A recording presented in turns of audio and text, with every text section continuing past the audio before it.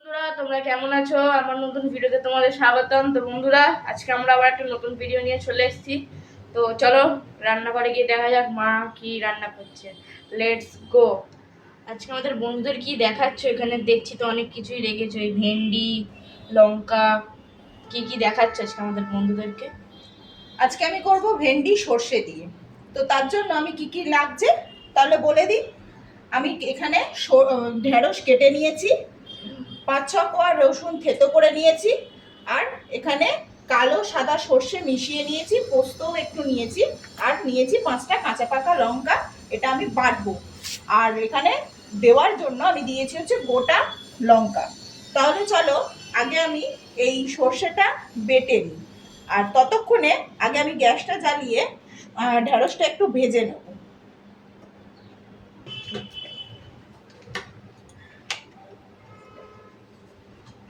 কড়াটা গরম হয়ে গেছে, এখন আমি এর মধ্যে তেল দিয়ে দিলাম।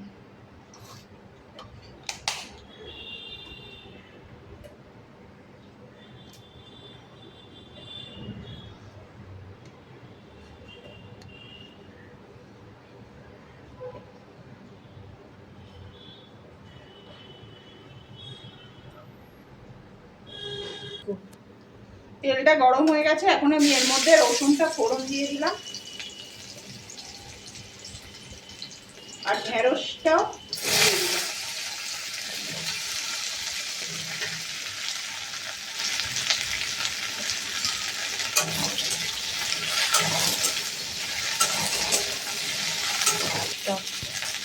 আমি এই সময় ঢেঁড়সে অল্প একটু নুন আর হলুদ দিয়ে দিলাম, দিয়ে আবারও এটাকে নাড়িয়ে দেবো।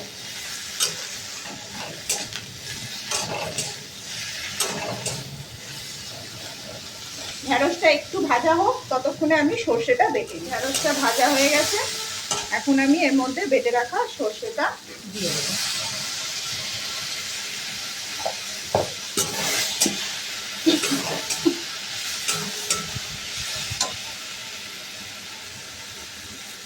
দেবো। এখন আমি এর মধ্যে স্বাদ মতো নুন, আগে যেহেতু একটু নুন দেওয়াই ছিল সেই জন্য আমি আমার পরিমাণ মতো নুনটা দিলাম, আর একটু হলুদ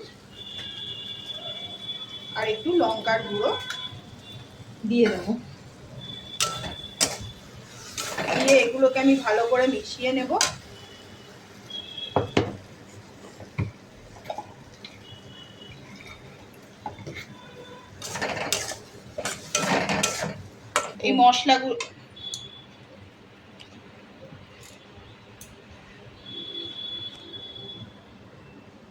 এই মশলাগুলো ভালো করে মিশিয়ে নিয়ে আমি এখন মিক্সির বাটি ধোয়া জলটাও দিয়ে দেবো।